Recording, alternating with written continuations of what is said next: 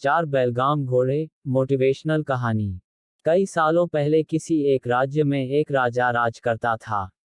इस राजा को घोड़े पालने का बहुत शौक था। इस राजा के पास वैसे तो कई सारे घोड़े थे, लेकिन इसके पास चार ऐसे जंगली घोड़े थे जो इस राजा को काफी पसंद थे।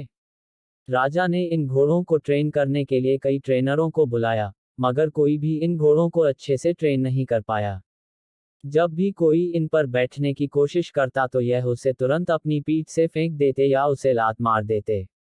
राजा को घोड़े प्यारे बहुत थे, इसलिए ट्रेनरों को सख्त वार्निंग दी जाती थी कि इन पर जोर जबरदस्ती ना की जाए, यानी कि इन्हें मारा पीटा ना जाए। कई महीने निकल गए मगर कोई भी ट्रेनर घोड़ों को अच्छी तरह से ट्रेन करने में सक्षम नहीं हो पाया।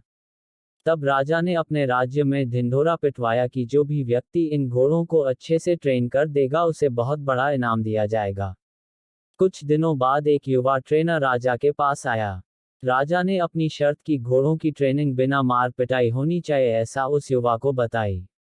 युवा ने राजा की शर्त मान ली और अपनी तरफ से भी राजा के सामने दो शर्तें रख दी। युवा ट्रेनर बोला, मैं आपकी हर शर्त मानने के लिए तैयार हूं, मगर मेरी भी दो शर्तें हैं, जो आप मानो तभी मैं आपके घोड़ों को ट्रेन कर पाऊंगा। राजा ने कहा, पहले शर्तें तो बताओ।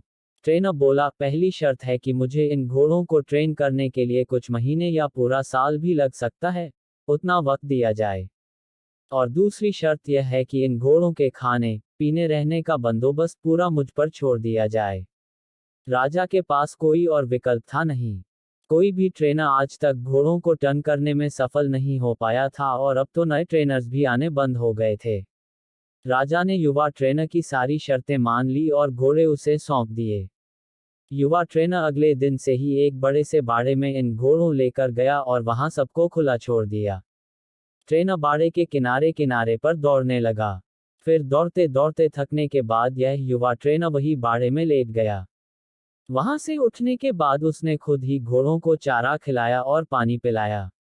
इन सब प्रक्रिया के दौरान उसने घोड़ों को नहीं बांधा था। अगले दिन भी ट्रेनर ने वही सारा काम दोहराया जो उसने पहले दिन किया था।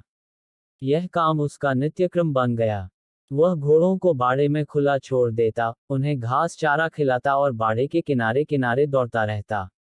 धीरे धीरे चारों घोड़े भी उस ट्रेनर के पीछे पीछे दौड़ना शुरू कर दिए। घोड़ों को लगने लगा कि ट्रेनर उनका दोस्त है और उनसे प्यार करता है। सारे घोड़े ट्रेनर के साथ बहुत ही सहज महसूस करने लगे। कुछ महीने बीतने के बाद एक दिन राजा अपने घोड़ों की खबर लेने के लिए और यह देखने के लिए कि ट्रेनिंग कैसी चल रही है बाड़े में आया। राजा ये देखकर खुश हो गया कि सारे घोड़े ट्रेनर के पीछे पीछे दौड़ रहे थे। राजा को अब यकीन हो गया कि यह ट्रेनर ही उसके घोड़ों को ट्रेन कर सकता है। राजा खुशी खुशी वहां से चला गया। देखते ही देखते एक साल बीत गया, तब जाकर युवा ट्रेनर ने राजा को संदेशा भिजवाया कि घोड़े पूरी तरह ट्रेनिंग हो चुके हैं, सो राजा एक बार आकर देख ले। राजा की हाजिरी में युवा ट्रेनर ने एक के बाद एक सभी घोड़ों की सवारी की और उन्हें मनचाही जगह पर ले जाकर दिखाया। राजा यह देखकर बहुत खुश हो गया। राजा ने युवा ट्रेनर से पूछा कि मुझे तुम बताओ कि तुमने यह कैसा किया।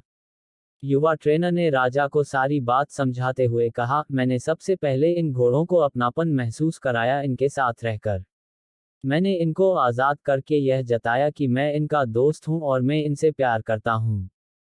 फिर मैंने इनको खाना और पानी देकर उनके और करीब जाने की कोशिश की और इनके साथ खेलकर इन्हें सिखाने की कोशिश की। इस तरह धीरे धीरे यह मुझे अपने करीब आने देने लगे, अपनी पीठ पर बैठने देते, और फिर एक दिन ऐसा भी आया जब मुझे यह पीठ पर बिठाकर दौड़ने लगे।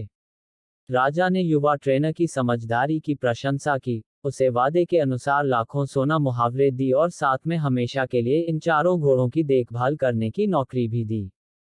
दोस्तों, कहानी तो बहुत ही मजेदार और रोचक है ही, मगर इसका जो सारांश है बहुत ही गहरा है। अगर मनुष्य के जीवन के साथ इन चार घोड़ों की तुलना की जाए तो यह चार घोड़े होंगे चिंता, गुस्सा, घमंड और लालच। और मनुष्य की बुद्धि को हम युवा ट्रेनर की तरह देख सकते हैं। जिस तरह से युवा ट्रेन में समय लेकर और समझदारी से धीरे धीरे चारों बदमाश घोड़ों पर काबू पाया, उसी तरह कोई भी मनुष्य अपने जीवन के सबसे बदमाश घोड़े यानी कि चिंता, क्रोध, घमंड और लालच पर काबू पा सकता है। पहला, अप्रशिक्षित घोड़ा जो कि चिंता है। हमारी बुद्धि को यह समझाना होगा कि चिंता बुरी होती है और चिंतन फायदेमंद होता है। चिंता किसी भी समस्या का हल नहीं होता, हाँ चिंतन से हमें नए रास्ते जरूर दिखाई देते हैं। दूसरा उद्भट घोड़ा है क्रोध। दोस्तों, कभी कभी जीवन में क्रोध करना आवश्यक होता है। कभी कभी ऐसी परिस्थितियां आती है जब आपका हक कोई मार रहा हो या बेवजह आप पर जुल्म कर रहा हो, तब क्रोध करना कोई बुरी बात नहीं है।